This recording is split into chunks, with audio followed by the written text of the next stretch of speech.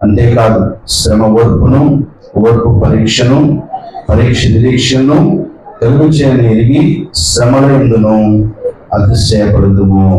దానికి స్తోత్రం. హల్లెలూయా. ఎందుకనగా ఈ నిరీక్షణ మనను సిగ్గుపరచదు. మనకు అనుగ్రహింపబడిన పరిశుద్ధాత్మ ద్వారా దేవుని ప్రేమ మన హృదయంలో కుమ్మరింపబడి ఉన్నది. ఇంకా చదివినట్లయితే ఏదైనా మనం ఇంకనూ బలహీనమైనగా క్రీస్తు యుక్తకాలమున భక్తిహీనులకు చనిపోయాను. 5 వచనాలు. కాబట్టి యేసు క్రీస్తు ప్రభువారు మనందరి కొరకు ఆయన చెప్పండి అమ్మా, చనిపోయాను. హల్లెలూయా. సరే, నా వాక్యము యొక్క సారం ఏంటంటే, అంతేకాదు శ్రమ ఓర్పును, ఓర్పు పరీక్షను, పరీక్ష నిరీక్షను కలుగు చేయని ఎరిగి శ్రమలందును అతిశయపడము. హల్లెలూయా. మనం శ్రమలందు అతిశయపడే బిడ్డలుగా ఉంటామన్నా, మనము శ్రమలందు కృంగిపోయే వారముగా ఉంటాం. నాకే వచ్చింది బాధ, నాకే వచ్చింది కష్టము, నాకు తప్ప ఎవరికి ఎటువంటి కష్టము రాలేదు అని చెప్పి మనం బాధపడుతూ ఉంటాం. అయితే ప్రేమైన దేవుని బిడ్డరా, అపోస్తలుడైన పౌలు చక్కటి మాటలు సెలవిస్తా ఉన్నాడు. యేసుక్రీస్తు ద్వారా మనందరం కూడా నీతిమంతులుగా తీర్చబడ్డామని చెప్పి ప్రభువు సెలవిస్తూ, ఆయనతో మనము సమాధానము కలిగిందుము.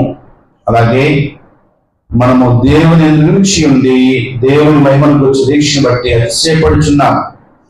శ్రమ ఓర్పును, శ్రమ ఏం చేసి చెప్పండమ్మా, ఓర్పును, ఓర్పు పరీక్షను, పరీక్ష నిరీక్షను. పరీక్షలు రాసినప్పుడు ఏమని చెప్పండి, ఇప్పుడు 10th క్లాస్ రాసేవాళ్ళు జ్యోతి, ఇంకా ఉన్నారు కార్తీక్, అలాగే సరిత, అలాగే ఎవరు ఇంకా ప్రభుదాసు, ఇంక చాలా మంది ఉంటా ఉన్నారు. వాళ్ళందరూ కూడా పరీక్షలు రాస్తున్నారు. ఇప్పుడు వాళ్ళు ఒక నిరీక్షణ ఏంటి చెప్పండి అమ్మా, పాస్ అవుతాం కాదు, ఇప్పుడు గ్రేడ్లు పెద్ద గ్రేడ్ వస్తే అప్పుడు గొప్ప అన్నమాట. హల్లెలూయా. మంచి గ్రేడ్ వస్తుంది, మంచి దాంట్లో జాయిన్ అవ్వాలని చెప్పిన వారు ఎంతో ఆశతోటి ఎదురు చూస్తూ ఉంటారు. అలాగే వారు దేవుడు వారిని దీవించిన దాకా స్తోత్రం. హల్లెలూయా. పరీక్ష నిరీక్షను కలుగచేయని ఎరిగి శ్రమలందును మనము అతిశయపడుచున్నాం. స్తోత్రం. హల్లెలూయా. శ్రమల్లో మనము అతిశయపడేవాడుగా మనందరం కూడా ఉండాలని చెప్పి ప్రభువు కోరుకుంటా ఉన్నాడు. కాబట్టి ఎవరు ఏ శ్రమతో ఉన్నారు, ఏ కష్టముతో ఉన్నారు, ఏ బాధతో ఉన్నారు, ఏ ఇబ్బంది మీ జీవితంలో ఉందో ఆ శ్రమల యందు మీరు అతిశయపడేవారుగా ఉంటా ఉన్నారు. దేవుని కృపను మీరు జ్ఞాపకం చేసుకుంటూ దేవుని విడిచిపెట్టేవాడు కాదు. ఈ శ్రమంలో దేవుడు నాకు సహాయం చేస్తాడు, ఏదో దాచించాడు మీరు అని చెప్పి మీరు అతిశయపడేవాడుగా ఉండాలని చెప్పి ప్రభువారు కోరుకుంటా ఉన్నారు. ఎందుకంటే మనందరం యేసు ప్రభువారు శ్రమలు పడి ఆయన శిలువలో బలియాగమయ్యారాయన. హల్లెలూయా. ఆయన పడిన కష్టాలు మనం ఎవరం కూడా పడలేదు. అయితే శ్రమల్లో దేవుడు నీకు ఒక దారి చూపిస్తాడు. ఏదో ఒక కష్టం, ఏదో ఇబ్బంది వచ్చినప్పుడు ఏదో మార్గాన్ని నీకు ఆయన ఏర్పాటు చేస్తాడు. ఆ మార్గం నీవు నడుస్తూ దేవుళ్ళ ముందు కొనసాగుతూ ఉన్నప్పుడు దేవుడు అద్భుత కార్యాన్ని జీవితంలో చేసేవాడుగా ఉంటా ఉన్నాడు. మనం చూస్తున్న వ్యక్తులు మనం చూద్దాం. బైబిల్లో వారు శ్రమల్లో, కష్టాల్లో దేవుడు ఏ విధంగా సహాయం చేశాడు మీకు తెలియపరుస్తాను. మీ అందరికీ కూడా జాగ్రత్తగా వినవలసిందని కోరుతా ఉన్నా. అపోస్తలుల కార్యములు 7వ అధ్యాయము 20వ వచనం చూడండి. ఆ కాలమందు మోషే పుట్టాను. ఏ కాలం ఉందండి చెప్పండి, మనం ముందుకు వెళ్ళాలి. కొద్దిగా 16 నుంచి చూద్దాం.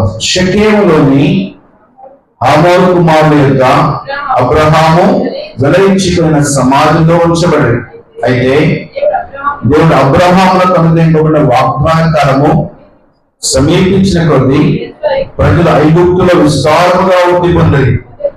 తుదకు యోసేపును ఎరుగని వేరొక రాజు ఐగుప్తులో ఏలారంభించెను. ఇద్దరు మన వంశస్థుల ఎడల కపటముగా ప్రవర్తించి తమ శిష్యులు బ్రతకకుండా వారిని బయట పారవేయాలని మన పితరులను బాధ పెట్టాను. ఆ కాలమందు మోషే పుట్టాను. హల్లెలూయా. ఏ కాలం ఉందండి? శ్రమల కాలంలో ఉన్నా, సంతోష కాలంలో ఉన్నా? ఎందుకు చెప్తే సంతోషం చెప్తాను. శ్రమల కాలంలో పుట్టాడా, సంతోష కాలంలో పుట్టాడా? శ్రమల్లో పుట్టాడు. ఆ కాలంలో మోషే పుట్టాను. గుర్తుపెట్టుకోండి. అందుకు కూడా అందుకనే కొన్ని చెప్తాను, మీరు బాగా గుర్తుపెట్టుకోండి. ఆ కాలం ముందు మోషే పుట్టాడు. అతడు దివ్య సుందరుడై తన తండ్రి ఇంట 3 నెలలు పెంచబడిన తరువాత అతడు బయట పారవేయబడినప్పుడు ఫరో కుమార్తె అతను తీసుకుని తన కుమారుడుగా పెంచుతాను. ఏమైపోయిన చెప్పండి, 3 నెలలు ఇంటిలో పెంచబడి అతను బయట పారవేయబడినప్పుడు ఫరో కుమార్తెను తీసుకుని తన కుమారుడుగా పెంచుతాను. మోషే ఐగుప్తీయుల సకల విద్యను అభ్యసించి మాటలందును కార్యలందును ప్రవీణుడై ఉండెను. అతనికి 40 ఏళ్ళు నిండవచ్చినప్పుడు ఇశ్రాయేలుడైన తన సహోదరులను చూడవలన బుద్ధి పుట్టెను. అప్పుడు వారిలో ఒకడు అన్యాయము అతను చూచి వారిని రక్షించి బాధపడిన వారిని పక్షమున ఐగుప్తీయుని చంపి ప్రతీకారము చేశాను. తన ద్వారా తన సహోదరులకు దేవుడు రక్షణ దయచేసిన సంగతి వారు గ్రహించరని అతడు తలంచని గాని వారు గ్రహింపరని. మరునాడు ఇద్దరు పోట్లాడుచుండగా అతడు వారిని చూసి, మీరు సహోదరులు, మీరెందుకు ఒకరినొకరు అన్యాయం చేసుకుంటున్నారని చెప్పి వారిని సమాధాన పక్షం చూచెను. ఆయనను తన పొరుగు వారికి అన్యాయం చేసిన వాడు మా మీద అధికారిగాను చెప్పనిగాను నన్ను విధించిన వాడెవడు? నీవు నన్ను ఐగుప్తుని చంపినట్టు నన్ను చంపదలుచువా అని అతన్ని త్రోసివేసెను. మోషే ఆ మాట విని పారిపోయి మిద్యాను దేశములో పరదేశిండి అక్కడ 2 కుమారులను కనెను. స్తోత్రం. హల్లెలూయా. 40 ఏళ్ళు పిమ్మట సీనాయి పర్వతమందు ఒక పొదలోని అగ్ని జ్వాలలో ఒక దేవదూత అతనికి కనబడిను. స్తోత్రం. హల్లెలూయా. ఇప్పుడు మోషే ఎన్ని సంవత్సరాలండి? కష్టకాలము చెప్పాలి మీరు. పారిపోయి 40 సంవత్సరాలు మిద్యానారణ్యములో అతడు గొర్రెలు కాసుకుంటా ఉన్నాడు. స్తోత్రం. హల్లెలూయా. ఒక కర్ర పట్టుకొని ఆ గొర్రెలను కాసుకుంటూ అసలు ఐగుప్తులకు రాజవలసిన ఈ మోషే ఏమి చెప్పండమ్మా? మిద్యానారణ్యములో గొర్రెలు కాసుకుంటా కర్ర పట్టుకుని వాటిని తోలుకుంటా ఉన్నాడు. ఆ మంద తన కూడా కాదు, ఆ మంద తన మామది. ఎంత బాగా ఒకసారి జ్ఞాపకం చేసుకోవాలి. దేవుడు కదా, మహారాజు కావలసిన వాడు అరణ్యాన్ని పారిపోయి గొర్రెలు కాసుకుంటూ తనని కాని వాటిని చూసుకుంటూ మళ్ళా పొద్దున వెళ్ళి రాత్రి వచ్చి అలాగా అతడు అరణ్యములో ఎండపాడైపోయి ఎన్నో బాధలు పడ్డాడు. కానీ దేవుడు బహుశా ఆయన ప్రార్థన, తల్లి తండ్రి చాలా ప్రార్థన పడుతున్నారు. ఆ తల్లి పెంచుతూ ఆ బిడ్డలపై ప్రార్థన చేసి, ఏ తల్లి అయితే ప్రార్థన చేస్తూ బిడ్డల నిమిత్తమై, ఏ తల్లి అయితే వెలిపిస్తూ బిడ్డల నిమిత్తమై దేవుడు వారి జీవితాల్లో ఆ యొక్క కుటుంబాలు విడిచిపెట్టేవాడు కాదని చెప్పి మనం చేస్తాం. హల్లెలూయా. అని ప్రార్థన చెప్పి నేర్చుకోవాలి. ప్రార్థించే తల్లుగా అందరూ కూడా ఉంటారు. పారిపోతే ఆ కర్ర పట్టుకుని ఆ ఎడలో కూర్చుని ఆ సినాయి కొండపై కూర్చుని అలా ఎడవరుస్తూ బాధపడుతూ దుఃఖపడుతూ 40 సంవత్సరాలు గడిచాడు. హల్లెలూయా. కానీ దేవుడు మహా గొప్పవాడిని. ఆయన జ్ఞాపకం చేస్తున్నాడు. పెద్ద బహుశా ఆయన మళ్ళా కౌలు పెట్టుకుంటారు ఆయనకి. రాబాబు ఎందుకంటే ఫరో కుమారుడు కదా, మరి నువ్వు రా, పర్లేదు, నిన్ను చంపాలని చూసిన రా, చనిపోయిన వల్ల నువ్వు మళ్ళా వచ్చి ఐగుప్తుల వల్ల పరిపాలన చేస్తావని చెప్పి బహుశా ఆయన కబురు పెట్టుండొచ్చు. కానీ తన మనసంతా కూడా దేవుని పైనే ఉంటా ఉంది. తన మనసంతా కూడా దేవుని ప్రజలపై ఉంటా ఉంది. దేవుణ్ణి ఆశ్రయించిన ఇక మోషే ప్రార్థన చేస్తూ ఉంటా ఉన్నాడు. ఎప్పుడు రాస్తూ మళ్ళా పోస్తున్న పౌలు చక్కటి మాటలు రాస్తా ఉన్నాడు. 11వ అధ్యాయము 22 నుంచి చూద్దాం ఒకసారి. 11వ అధ్యాయము 22 నుంచి చూద్దాం. ఎప్పుడు రాసిన పత్రిక 11వ అధ్యాయం 22 నుంచి. యోసేపు తనకు అవసర కాలం సమీపించినప్పుడు ఇశ్రాయేలు కుమారును యుద్ధం గురించి ప్రశంసించి తన శరీరం గురించి వారికి ఆజ్ఞాపించింది.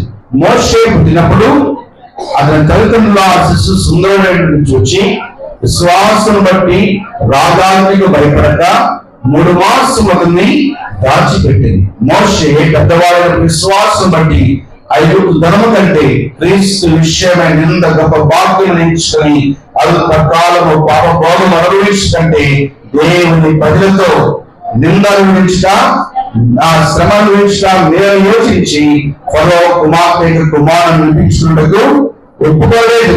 ఏమైనా ప్రతిఫలముగా కలిగో బహుమానముందు దృష్టి ఉంచెను. పెద్దవాళ్ళైనప్పుడు మోషే విశ్వాసం బట్టి 5 ధనము కంటే క్రీస్తు విషయమైన నిన్న గొప్ప భాగ్యం ఎంచుకొని అల్పకాల పాప భోగములు కంటే దేవుని ప్రజలతో శ్రమ అనుభవించట మీరు యోచించి ఫరో కుమారుని వినిపించుకున్నకు ఒప్పుకోలేదు. అతను ప్రతిఫలంగా కలుగు బహుమానం దృష్టి ఉంచింది. దేవుని స్తోత్రం. హల్లెలూయా చెప్పండి. హల్లెలూయా. విశ్వాసం బట్టి అదృశ్యమైన వారిని చూసినట్టు స్థిరబుద్ధి గల వారై రాజాగృహంలో భయపడక 5 విడిచి పోయెను. దేవుని స్తోత్రం. హల్లెలూయా. అందుకు చెప్పాలి. హల్లెలూయా. ప్రజలుండగా పెద్దవాడైనప్పుడు తల్లి మాట గుర్తొచ్చు, పెద్దవాడైనప్పుడు తండ్రి మాట గుర్తొచ్చు, పెద్దవాడైనప్పుడు వ్యతిరేక బానిసత్వం గుర్తొచ్చు, బాధలు గుర్తొచ్చినాయి, అన్ని గుర్తొచ్చి అన్నాడు రాజుగా ఉండబాబు అని చెప్పి ఆహ్వానం వస్తే ఆయన తిరస్కరించి అన్నాడు. ఏమని చెప్పండి, ఫరో కుమార్తె అనిపించుకుంటే బదులు ఒప్పుకోలేదు. అంతేకాదు 5 ధనము కంటేను, ఎదురికంటే చెప్పండి అమ్మా బాగా, దేనికంటే చెప్పండి, 5 ధనము కంటేను క్రీస్తు విషయమైన క్రీస్తు విషయమైన నింద గొప్ప భాగ్యం ఎంచుకుని ఫరో కుమార్తె కుమారుని తీసుకుంటే కదలు ఒప్పుకోలేదు. ఎందుకంటే అతడు కలగబోయే బహుమానం అతను దృష్టి ఉంచెను. చెప్పాలి. హల్లెలూయా. యేసు క్రీస్తు ద్వారా కలిగే బహుమానం చాలా గొప్పదని చెప్పి గ్రహించి అతడు ఫరో కుమార్తె తీసుకోలేదు, 5 ధనం వైపు అతను చూడలేదు. హల్లెలూయా. చెప్పు. హల్లెలూయా. యేసు ఎందుకు రండయ్యా, యేసును వెంబడించండి అయ్యా, యేసును అడవండి అయ్యా, యేసులో జీవించండి అయ్యా, రక్షణ పొందండి అయ్యా, మరువలసి పొందండి అయ్యా, దేవుని సన్నిధికి రండి అయ్యా, దేవునిలో ఉండండి అయ్యా, ప్రార్థన నేర్చుకోండి, భక్తి నేర్చుకోండి, విశ్వాసం నేర్చుకోండి అని చెప్పండి. మాకు చెప్పండి అమ్మా, మాకేమొద్దు, మందిరం వద్దు, ప్రార్థన అవసరం లేదు, ఏం అవసరం లేదు. మాకేం కావాలి చెప్పండి, గొప్పగా స్థిరపడాలనుకుంటారు అనుకుంటారని కూడా చెప్పండి అమ్మా, పాడైపోయినా చెప్పండి. కానీ 5 ధనము కంటే క్రీస్తు గొప్పవాడా, 5 గొప్ప చెప్పండి అమ్మా, ఏమో మరి. హల్లెలూయా. కానీ మోషే 5 ధనము కంటే ఎవరు గొప్పవాడు చెప్పండి, దేవుడు గొప్పవాడు. హల్లెలూయా. బహుమానం ఉంది. స్తోత్రం. హల్లెలూయా. ఎవరు కూడా వాడ వాడే బహుమానం నీ కొరకాయ దేవుడు ఏర్పాటు చేసి ఉంచాడు. కాబట్టి ప్రభు కొరకే శ్రమపడ్డాడు. ఎన్ని సంవత్సరాలు చెప్పండి అమ్మా, 1 సంవత్సరం కాదు, 2 సంవత్సరాలు కాదు, 10 సంవత్సరాలు కాదు, 40 సంవత్సరాలు ఆయన అరణ్యములో ఏమిటి చెప్పడమ్మా చెప్పండి శ్రమ పడ్డాడు. హల్లెలూయా. నాకు ఎందుకు వచ్చింది బాధగా బాబు అని చెప్పి అమ్మా నన్ను క్షమించమ్మా అంటే ఆయన ఎంతగా ఖుషి అయిపోయాడు ఆ ఫరో కుమార్తె. కానీ ప్రజల కొరకు నిలబడ్డాడు. దేవుని స్తోత్రం. హల్లెలూయా. అందరూ చెప్తా ఉన్నాను, మీకు కలిగిన శ్రమల్లో ప్రభువాన్ని వెంబడించండి, ప్రభువును ఆశ్రయించండి, ప్రభు ఎదుగు రండి, ఆ శ్రమలందు మీరు అతిశయించండి. దేవుని స్తోత్రం. హల్లెలూయా. మీకు బహుమానము దేవుడు దాచి ఉంచుతాడు. దేవుని స్తోత్రం చెప్తాను కూడా. హల్లెలూయా. హల్లెలూయా. చాలా మంది ధనం వైపు పరిగెడతా ఉన్నారు. యేసు ఎదురుకు వస్తే అన్నీ ఇస్తాడు. ఆయన ధనం ఇస్తాడు, చెప్పండమ్మా, కుటుంబ క్షేమం ఇస్తాడు, సంతోషం ఇస్తాడు, ఆశీర్వాదం ఇస్తాడు, మేలు ఇస్తాడు. కాబట్టి మీ అందరూ కూడా మోషే వలె మీ విశ్వాసములో మీరు శ్రమల యందు అతిశయిస్తూ ఆ ప్రభువును వెంబడించే బిడ్డలుగా మీ అందరూ కూడా ఉండాలని చెప్పి నేను కోరుకుంటూ ఉన్నాను. దేవుని స్తోత్రం. హల్లెలూయా. ఆయన చేతుల్లో కర్ర పెట్టాడు దేవుడు. ఈ కర్ర ఏం చేసేవాడు చెప్పండి? కర్రతోటి చెప్పాలి. ఏం చేశాడు ఈ కర్రతోటి? కర్రతో ఏం చేసేవాడు? గొర్రెల్ని ఆసేవా. ఆ కర్ర చేతిలో, ఆ కర్ర అలాగే ఉంచు మోషే, నీ చేతిలో ఏముంది? దర్శించినప్పుడు చేతిలో కర్ర ఉందయ్యా, అదిలయ్యా, అది వెళ్ళు, నేను నీ తోడుగా ఉంటాను. ఆ కర్రతోటి ఎర్ర సముద్రాన్ని పాలేసాడు. హల్లెలూయా. ఆ కర్రతోటి రాయండి నేను బలం నీకు వెప్పించాడు. ఆ కర్రతోటి అద్భుతాలు చేసిన వారుగా ఉంటా ఉన్నారు. నీ చేతిలో ఏముంటే అది దేవునికి అప్పగించు. హల్లెలూయా. దేవుడు నీ చేతిలో ఉన్న వాటిని దీవిస్తాడు. దేవుని స్తోత్రం. హల్లెలూయా. మోషే కర్రను విలువైన కర్రగా చేశాడు. చెప్పండి ఒకసారి సరే చెప్పండి అమ్మా. గొర్రెలు కాసుకునే కర్రను మహిమ కర్రగా మార్చి వేశాడు దేవుడు. దేవుని స్తోత్రం. హల్లెలూయా. నీ చేతిలో ఏముంటే అది దేవుడికి అప్పగిస్తే ఆయన విలువైనదిగా మార్చి వేస్తాడు. రెండవ చూద్దాం. చూడండి ఒకసారి నాతో పాటు తీయండి. అపోస్తలుల కార్యములు 9వ అధ్యాయము 36వ వచనం చూద్దాం ఒకసారి. అపోస్తలుల కార్యములు 9వ అధ్యాయము 36వ వచనం కానించి. మరియు యొప్పేలో తబితా అని ఒక శిష్యురాలు ఉండేది. ఆమెకు భాషాంతరమున డోర్కా అని పేరు. ఆమె సత్క్రియను ధర్మకార్యములను బహుగా చేసి ఉండేది. ఆ దినముల యందు ఆమె కాయిలా పడి చనిపోగా వారు శవమును కడిగి మేడగదిలో పరుండబెట్టి వద్ద ఎప్పేకు దగ్గరగా ఉండడం చేత పేతురు అక్కడ ఉన్నాడని శిష్యులు విని అతడు తడవు చేయక తమ ఎద్దుకు రావాలని వేడుకుంటూ 2 మనుషులను అతని ఎద్దుకు పంపిరి. పేతురు లేచి వారితో కూడా వెళ్ళి అక్కడ చేరినప్పుడు వారు మేడగదిలోనికి అతను తీసుకుని వచ్చి విధవరాండ్రందరూ వచ్చి ఏడ్చుచు డోర్కా తమతో కూడా ఉన్నప్పుడు కుట్టిన అంగీలను వస్త్రమును చూపుచు అతని ఎదురు నిలిచిరి. పేతురు అందరిని వెలుపలి పంపి మోకాళ్ళని ప్రార్థన చేసి శవం వైపు తిరిగి తబితా లెమ్మనగా ఆమె కన్నులు తెరిచి పేతురును చూచి లేచి కూర్చుండెను. అప్పుడు ఆమెకు చేయించి లేవనెత్తి పరిశుద్ధులను విధవరాలను పిలిచి ఆమెను సజీవురాలుగా వారికి అప్పగించాను. ఇది యొప్పే అంతటా తెలిసినప్పుడు అనేకులు ప్రభువును విశ్వాసం ఉంచింది. పేతురు యొప్పేలో సీమోను ఒక చర్మకాలం యొక్క బహుదినములో నివసించెను. హల్లెలూయా. అందుకు చెప్పండి. హల్లెలూయా. ఈమె ఎవరమ్మా చెప్పండి? డోర్కా అనే ఆమె ఎవరు? శిష్యురాలు, భక్తి గల స్త్రీ. అమ్మా ఎవరమ్మా చెప్పండి? ఆమె అందరూ బాగున్నారమ్మా. ఈమె ఎవరు చెప్పండి? భక్తి గల స్త్రీ. ఈమె ఏం చేసిందమ్మా చెప్పండి? దాన ధర్మాలు చేసిందంట. ఏం చేసి చెప్పండి అమ్మా?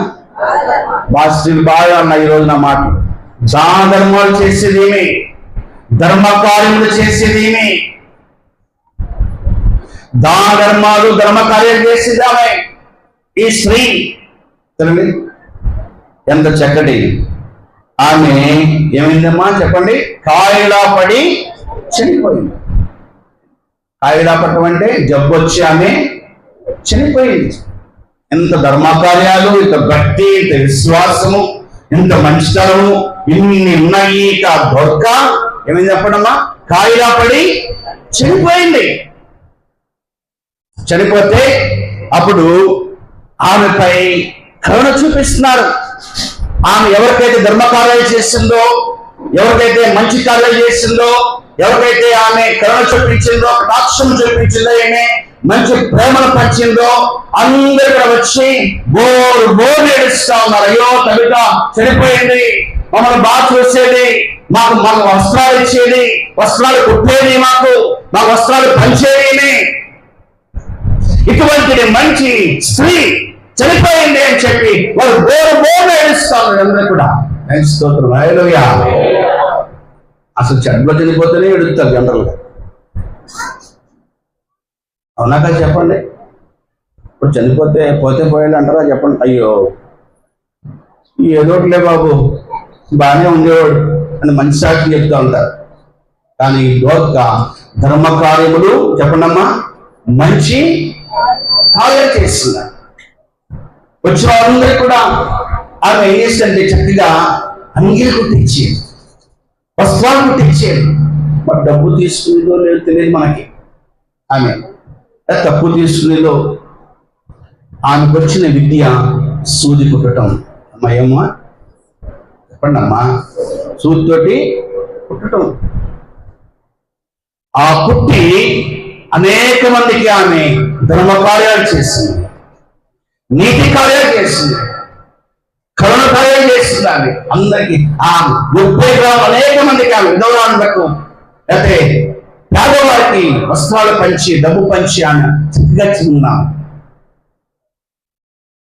ఆమె కాయిలా పడి చనిపోయింది. హల్లెలూయా. అందరూ వచ్చి అంటున్నారు ఆమెపై కరుణ చూపిస్తా ఉన్నారు. దేవుని స్తోత్రం. హల్లెలూయా.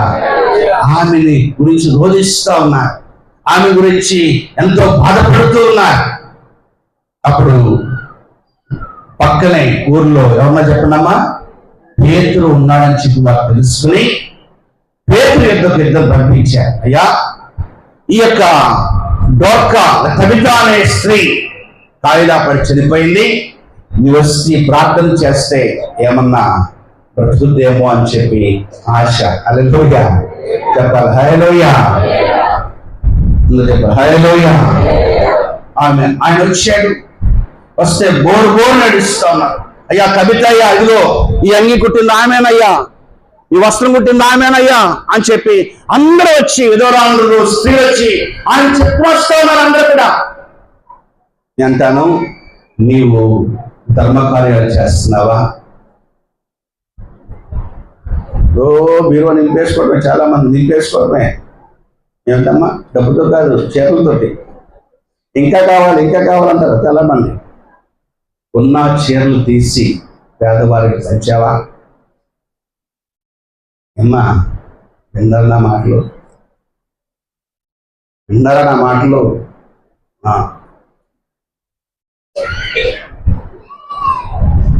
నువ్వు గనక తబితావలే చేస్తే దేవుడు నిన్ను కూడా లేవనెత్తాడు. హల్లెలూయా. హల్లెలూయా. ఏమేనయ్యా, ఈ వస్త్రం కుట్టింది ఏమే, ఈ సహాయం చేసింది ఏమే అని చెప్పి ఏడుస్తా ఉన్నారు. అప్పుడు అన్ని చూశాడు పేతురు. చూసి అందరూ బయటకురానమ్మా అని చెప్పి ఆయన హృదయం కలిగింది. ఆమె కోసం మోకరించి ప్రార్థన చేస్తే చనిపోయిన తిరిగి లేచింది. హల్లెలూయా చెప్పడం. హల్లెలూయా. ఇప్పుడే దేవుని బిడ్డరా, ఎంత గమనించాలి. దోర్క మంచి పని చేసింది, చెడ్డ పని చేసిందా? చెప్పండి అమ్మా, మంచి పని చేసింది. దోర్క చనిపోయింది. అంటాను, మన సంఘములో దోర్క లేగాల. హల్లెలూయా. మంచి స్త్రీ లేగాలి, భక్తిగల స్త్రీ లేగాలి, దానధర్మాలు చేసే స్త్రీ లేగాలి, ప్రార్థనాపరం లేగాలి. దేవుడు నిన్ను విడిచిపెట్టడు. హల్లెలూయా. పునరుద్ధరణ శక్తిలో తీసుకొచ్చి దేవుడు నేను ఆయన ఇంకా దీవించేవాడుగా ఉంటాను. కాబట్టి నువ్వు లభిస్తావా దొరకవలే, నీవు పేదలకు సహాయం చేసే విధంగా ఉంటావా, లేకపోతే నీకే సరిపోవట్లేదా వచ్చినవన్నీ కూడా? ఏమండి, ఎంత వచ్చినా సరిపో. స్తోత్రం చేద్దాం కూడా. హల్లెలూయా. సరిపోతాయా? సరిపోవు. ఉన్న వాటిని సరిపెట్టుకొని పేదవాళ్ళని చూడాలి, కష్టాలున్న వారిని చూడాలి, ఇబ్బందులు ఉన్న వారిని చూడాలి. దొరకావలే ఎప్పుడు తయారవుతావు నువ్వు? తబితావలే ఎప్పుడు తయారవుతావు? దోర్కా, తబిత అంటే దోర్కా అనే పేరేమో గ్రీక్ పదం, తబిత అనే పేరేమో చెప్పండి అరామిక్ పదం. హల్లెలూయా. ఈ పేరుకి అర్థం బ్యూటీ ఆర్ గ్రేస్, కృప లేదా అందమైన. మీ అందరూ కూడా అలాగా దోర్కావలే తయారై నీ కలిగే దాంట్లో పేదవాడు వచ్చినప్పుడు లేకపోతే పక్కవాడు వచ్చినప్పుడు మనం ఇస్తాం. మనం ఇచ్చి మనం అంటాము నేనే ఇస్తున్నాను, నేనే పోషిస్తున్నాను అంటామా? మనం చెప్పండి సరే. నేను బయటకు వచ్చిన తర్వాత మెయిన్ చర్చిలో నుంచి క్రిస్టల్ దగ్గరికి వెళ్ళేవాళ్ళం కదండి. ఒక ఆయన మమ్మల్ని 2 సార్లు పిలిచాడు. మమ్మల్ని నిజంగా చెప్తాను మీకు నేను. ఒక ఆయన 2 సార్లు పిలిచాడు మమ్మల్ని. చెప్పండి అమ్మా. 2 సార్లు పిలిచాడు. 2 సార్లు పిలిచినప్పుడు ఒక పలావ్ ప్యాకెట్ ఉంటుంది, ఒక 500 రూపాయలు కానుక ఇచ్చాడు. ఏం చేయ చెప్పండి అమ్మా. ఒక పలావ్ ప్యాకెట్ రప్పించాడు, భోజనం పెట్టాడు. ఎంత ఇచ్చాడు కానుక? 500 రూపాయలు ఇచ్చాడు. ఆ చుట్టుపక్కల మాకు తెలుసు బాగా. వాళ్ళతో అన్నాడంట, ఆ పలానా శేఖర్ని పలానా పాస్ని నేనే పోషిస్తున్నాను అన్నాడంట. ఏమని చెప్పండి అమ్మా, ఎవరు పోషిస్తున్నారంట? చెప్పండి మీ అందరూ. ఇవన్నీ మా అనుభవాలు. నేనే పోషిస్తున్నాను అన్నాడంట. పోన్లే బాబు పోషించాడు అమ్మ. 2 సార్లు పలావ్ ప్యాకెట్ పెట్టాడు, 2 సార్లు 200 కానిపించాడు. అలాగే మీరు ఉండొద్దు. ఇక్కడ ఇస్తున్నా ఉన్నట్టే ఉండాలి. హల్లెలూయా. దోర్కాలు మీరు ఇస్తే దేవుని కృప మీకు విస్తరిస్తుంది. దేవుని స్తోత్రం. హల్లెలూయా. అందరూ చెప్పాలి హల్లెలూయా. కాబట్టి ప్రియమైన దేవుని సంగమా, మీ అందరూ కూడా దోర్కావలే, మీ అందరూ కూడా సమర్పణ లేని వారై, ఎవరైతే బానిసత్వ సంఖ్యల్లో ఉంటా ఉన్నారు, ఎవరైతే శ్రమల్లో ఉంటా ఉన్నారు, ఎవరైతే ఇబ్బందుల్లో ఉంటా ఉన్నారు, లేనితోటి అలమటిస్తూ ఉన్నారు, అప్పుల బాధలతో ఉన్నారు, వాళ్ళ అప్పులు తీర్చలేమా? అమ్మా నీ అప్పంతా నేను తీర్చలేను, కానీ నీకు 2 కోట్ల భోజనం పెడతాను, ఈ 2000 తీసుకో, లేదా 1000 తీసుకో, ఈ వస్త్రం తీసుకో అని చెప్పి నువ్వు నీ తోటి వారికి సహాయపడితే నువ్వు ధన్యుడవు. చెప్పండి అమ్మా, ధన్యురాలు. హల్లెలూయా. అప్పుడు నీ గురించి 10 మంది విజ్ఞాపన ప్రార్థన చేస్తారు. హల్లెలూయా చెప్తాం. హల్లెలూయా. నీ గురించి కన్నీరు కార్చేవాడు మరి ఉంటారు. అలాగా మోషే కష్టకాలంలో డబ్బుద్దు నాకు, చెప్పండి ఇంకేమో చెప్పండి, పదవద్దు నాకు, క్రీస్తు విషయమై నింద ఒక భాగ్యమని ఎంచుకొని తమ ప్రజల కొరకై శ్రమలు పడి అరణ్యములో మళ్ళా 40 సంవత్సరాలు నడిచి వారితో పాటు వారి తిట్టులేని అవమానపరచబడి అందరినీ కూడా కాణాను నడిపించిన గొప్ప నాయకుడయ్యాడు. ఈ తబిత తనకు ఉందో లేదో ఉన్న దాంట్లో ఆమె కుట్టి, ఆమె కష్టపడి పనిచేసుకుని అందరికి సహాయం చేసి ఆమె అది గ్రామంతా కూడా ఆమె గొప్ప విలువను సంపాదించుకుంది. హల్లెలూయా. నువ్వు చెప్పాలి హల్లెలూయా. నువ్వు సంపాదించుకుంటావా అటువంటి విలువను? చాలా మంది ఏం పెట్టొద్దండి, నాకు ఏం చేయొద్దు, మంచిగా మాట్లాడితే చాలా అనేవారు ఉంటారు. లేదమ్మా అమ్మ, నేను అబద్ధం చెప్తున్నానా? మంచిగా మాట్లాడితే చాలా అనేవారు ఉన్నారు. ఆ మంచిగా మాట్లాడితే కూడా నీకు రాకపోతే నేనేం చేయను. ఇంకా ఎవరేం చేస్తారు? ఇంకా ఏమైనా తప్పు చెప్తున్నా చెప్పండి అమ్మా. అది మనకి బాగా గుర్తుపెట్టుకోవాలి, నేర్చుకోవాలి. మన దగ్గర వస్తున్నామంటే, ప్రార్థనలో ఉన్నామంటే, భక్తిలో ఉన్నామంటే, వాక్యం విన్నామంటే ఏదో నేర్చుకోవాలి. మంచిగా మాట్లాడటం, మంచిగా ఉండటం, కలిసిమెలిసి ఉండటం నేర్చుకోకపోతే ఎలాగా? రాజుగారు వింటున్నారయ్యా, మంచి చెప్తున్నా చెప్తున్నానా? అందులో రావాలి నువ్వు ఉన్నావా? థ్యాంక్స్ స్తోత్రం. హల్లెలూయా. నేను మంచి మాటలు చెప్తాం. మీరు నచ్చితే మీరు మంచిగా ఉంటారు మీ అందరూ కూడా. కాబట్టి మీ అందరూ కావాలి మంచి మనసు కలిగి. హల్లెలూయా. అందరూ మమ్మల్ని మెచ్చుకోవాలి. ఫలానామండి ఎంత బాగా మమ్మల్ని చూస్తూ ఉంది, ఓ తల్లిలాగా, ఓ చెల్లిలాగా, ఓ అక్కలాగా, వదిలిలాగా మమ్మల్ని చూస్తూ ఉంది, ఆదరిస్తా ఉందని చెప్పి వారు కన్నీరు కార్చాలి కొరకే. అలా నీవు ముందో చెప్పి నీకు చెప్తాను. అది నీకు మంచిదా చెడ్డమ్మా? చెప్పండి అమ్మా. అందరూ నోరేసి పడిపోతే సంతోషమా? చెప్పండి అమ్మా. కాబట్టి సరే వెళ్ళిపోతాను, ముందుకు వెళ్ళిపోతాను. నేను స్తోత్రం. హల్లెలూయా. చాలా సమయం అవుతుందా? చేతులు ఏమని చెప్పండి అమ్మా. నువ్వు వారు నీకు అన్ని తెలుసు, నాకన్నా బాగా తెలుసు అందరికి. మోషే చేతులు ఏముందమ్మా? దేవించాడా? చెప్పండి అమ్మా. అద్భుతాలు చేశాడా? ఎర్ర సముద్రం పాడే చేయించాడు దేవుడు. ఏముంటే అది. చేతులు ఏముందమ్మా? చెప్పండి. సూర్యుడు పట్టుకున్నా మీరు ఏమన్నా అందులో చెప్పరే. పట్టుకోవడం కూడా ఉన్నా మొగలుతుండే. నేను 9th క్లాస్ అయిన తర్వాత ఒక నెల ఎంతో నేను మా నాన్నగారు అన్నారు, ఖాళీగా ఉండమాకరా ఏంటి ఎక్కడో చోటకి వెళ్ళాను నన్ను. అప్పుడు నేను ఏం చేశానంటే టైలరింగ్ షాప్కి వెళ్ళినప్పుడు అడిగానమ్మా. 9th క్లాస్ అయింది అప్పుడే. విన్నావు పద్మ? టైలరింగ్ షాప్కి వెళ్ళా. టైలరింగ్ షాప్కి వెళ్తే అక్కడ కాదలు కుట్టడం ఉన్నారయ్యా, ఈ ఉంటుందాన్ని పాలైన జెంట్స్ అది బాటం కుట్టడం ప్యాంట్కి, తర్వాత దాన్ని ఏమంటారు చెప్పుకొని అంటారు దీన్ని కుట్టుగా ఇవన్నీ ఇది ఎదురు ఇలా కుట్టు ఉంది కదా, అవి కొట్టుకుని నేర్చుకున్నాను. ఇప్పుడు కూడా బాగా కొడతాయి తెలుసా మీకు? నిజం దొరకదు. నాకులాగా మా పద్మ కూడా కొట్టలేదు. నిజమండి. ఒక నెల నేర్చుకున్నా నేను. అప్పటి నుంచి ఆ విద్య నాకు ఉండిపోయింది. కాదలు నేనే కుట్టుకుంటాను. నేను ఊడిపోతే ఒకసారి బద్దకం ఉంటే మనం బిజీగా ఉంటే మనం పాసం అనుకుని చెప్తాను. నేను కుట్టుకుంటే చాలా బాగా కుట్టుకుంటాను.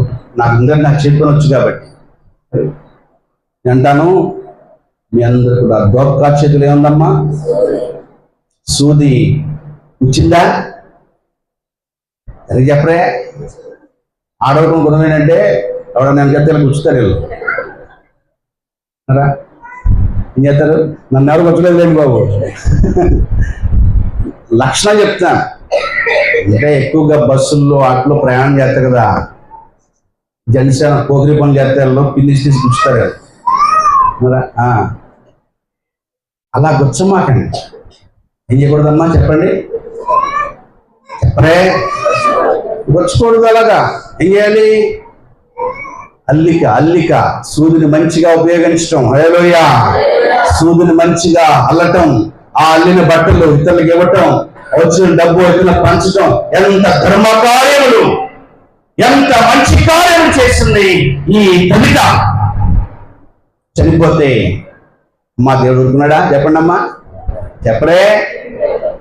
తిరిగి లేపాడు. హల్లెలూయా. హల్లెలూయా. శక్తి నీలో వస్తుంది. ఒకవేళ ధర్మ కార్యములు, మంచి కార్యములు, భక్తి కార్యములు చేసి ఈ లోకాన్ని విడిచిపెడితే దేవుడు పునరుద్ధరణ నింపి లేపి ఆయన పరలోక రాజ్యంలో హల్లెలూయా.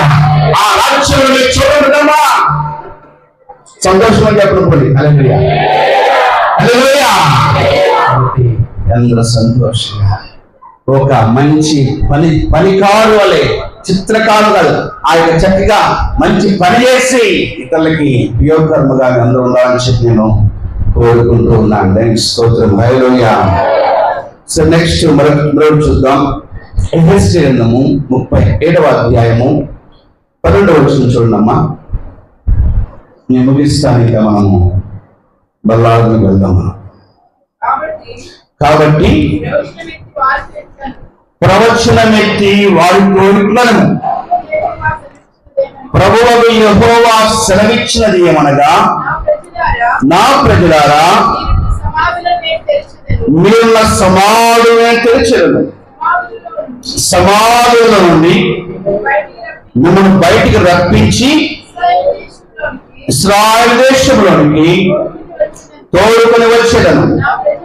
నా ప్రజలారా నేను సమాధులను తెరిచి సమాధుల్లో ఉన్న మిమ్మల్ని బయటకు రప్పించగా నేను యెహోవానై ఉన్నానని మీరు తెలుసుకుందురు. హల్లెలూయా.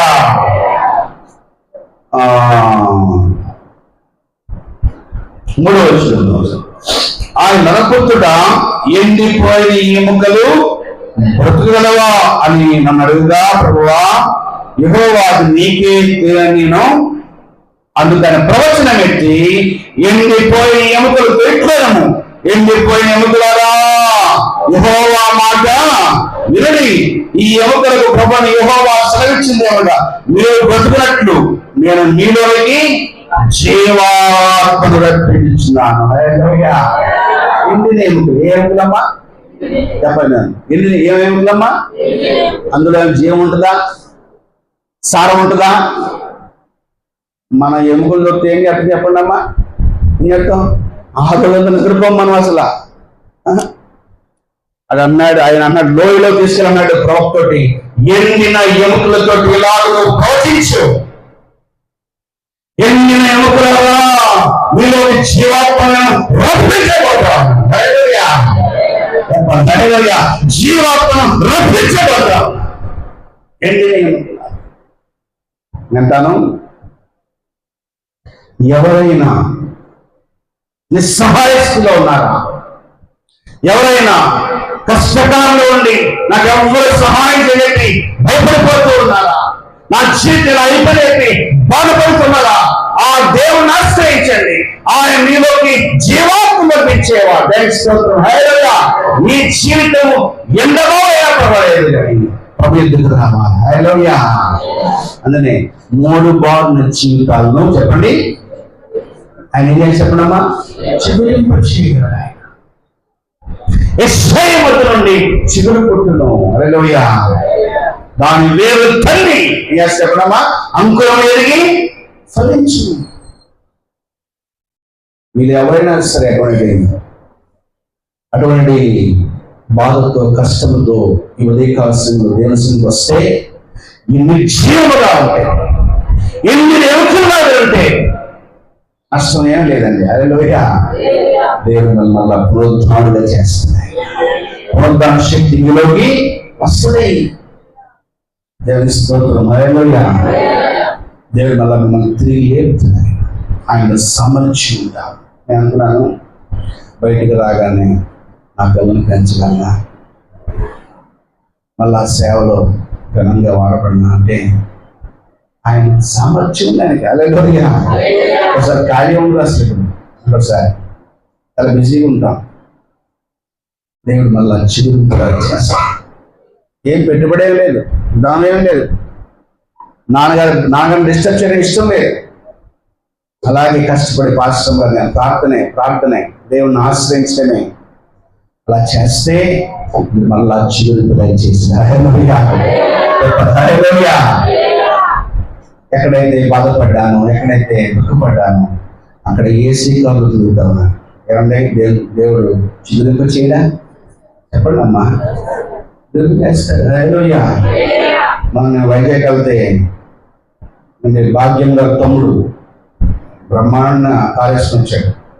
నేను బాబు కొనుక్కున్నాను, అవునా నాకు కొనుక్కున్నాను అన్నాడు. నేను చేసిన పిల్ల ఆయనకి థ్యాంక్స్ స్తోత్రం. హల్లెలూయా. బ్రహ్మాండ కార్యక్రమం వచ్చాడు, క్రీటా అని చెప్పి మంచి కారు, బాగుంది, సంతోషపడు. ఆ కారు తీసుకెళ్ళాడు, మళ్ళీ కారు తీపించాడు. మళ్ళీ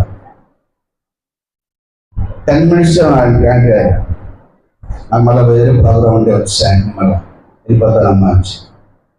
కాబట్టి ప్రేమ దేవుడు జ్ఞాపకం చేసుకోవాలి.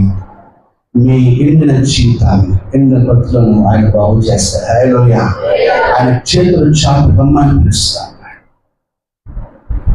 అందుకనే క్రీస్తు యేసుకి మనసు మీరు కూడా కలిగి ఉన్నది. చూడగా యేసు ప్రభు చేస్తాను టైం అవుతుంది. ఆయన దేవుని స్వరూపం అయిన వాడైంది దేవునితో ఉండ విడిచిపెట్టుకుని భాగ్యం ఎంచుకోలేదు కానీ మనుషులు పోలికగా పుట్టి దాసుని స్వరూపం ధరించుకుని తన వ్యక్తులుగా చేసుకుని యేసు ప్రభు వారు సింహాసనం ఉంది, యేసు ప్రభు వారు శిలువ ఉంది. ఏది కావాలని నీకు? సాతాను నాడు నన్ను ఆరాధన చేస్తే నీ సింహాసనం ఇస్తాను, ఈ లోకరాజ్యం ఇస్తాను చెప్పి అన్నాడు సాతాను. కానీ ప్రభు మా తండ్రి మాకు ఎన్నుకున్నట్టయితే శిలువ మరణం పొందాలి. ప్రభు అన్నాడు సాతానా హల్లెలూయా హల్లెలూయా, నేను లోక రక్షణ కొరకు ఈ లోకానికి వచ్చాను. నేను శిలువ మోస్తాను, శ్రమలు పడతాను నా బిడ్డల కొరకై, రక్షణ భాగ్యం ఇస్తాను వాళ్ళకి, నా రక్తాన్ని కాలుస్తాను. నేను భుజంపై శిలువ వేసుకుని ఆ గొడవ కొండపైకి ఎక్కి ఆ శిలువని నేను ఎక్కి నేను మానవాళి కొరకై నేను రక్తదానం చేస్తాను, ప్రాణదానం చేస్తాను చెప్పి సంతోషంగా ప్రభువారి కొరకై బలియార్పణ అయిపోయాడు. హల్లెలూయా చెప్పలే హల్లెలూయా. ఇప్పుడు ఏం కోరుకున్నాడు చెప్పండి అమ్మ? యేసు ప్రభువు సిలువ కోరుకున్నాడా, శ్రమలు కోరుకున్నాడా, లేకపోతే సింహాసనం కోరుకున్నాడా? నేను చెప్పట్లా అమ్మా, ఎవరు ఏం కోరుకున్నాడు ఆయన? శ్రమలు. హల్లెలూయా. సిలువ కోరుకున్నాడు. 4 చెప్పాను మీకు నేను. ఒకటి కర్ర. కర్రను బాగా మంచిగా వాడే దేవుడు చెప్పాడమ్మా. గొర్రెలు కాసుకునే కర్రను మహిమ కర్రగా మార్చివేశాడు. హల్లెలూయా. సూర్య చేతిలో ఉంటే ఆమె అద్భుత కార్యాలు చేస్తున్నారు. సూర్య చేతిలో ఉంటేనే అద్భుతం ఉంటే మిషన్ ఉంటే ఎంత అద్భుతం చెప్తావమ్మా నువ్వు? ఏమ్మా చెప్పండి అమ్మా. ఇంకా పాలుంటే గుణం ఉంటే ఇంకా అద్భుతాలు చేస్తా చెప్పండి అమ్మా, చెప్పాలి. అదే ఇంకేమున్నాయి మంచి? కంప్యూటర్ చేతిలో ఉంటే ఎంత అద్భుతాలు చేస్తావు? ఏమయ్యా 5 లక్షలు ఏంటి కెమెరా ఉంటే అద్భుతాలు చేయాలా వద్దా? మరి అదే ఆలోచించుకోవాలి బాగా. స్తోత్రం. హల్లెలూయా. నీ చేతిలో కాంట్రాక్ట్ ఉంటే మరి ఎలా చేయాలి? నువ్వు దేవుడు ఆశీర్వదిస్తే ఎలా చేయాలి? సూర్యుతోనే అంతగా ఘనకార్యం చేస్తే అనే 8 ఎముకల్ని పట్టుకుని దేవుడు అన్నాడు జీవాత్మ నేను నింపాడు. సైన్యం వచ్చింది, అలా ఎండిపోయిన ఆ జీవితాలు దేవుడించాడు. మళ్ళీ బబులోను నుంచి ఆయన విశ్వాన్ని తీసుకెళ్ళాడు ఆయన. హల్లెలూయా. హల్లెలూయా. యేసు ప్రభువారు సిలువను మోసాడు. సిలువలో సాగింది యాత్ర,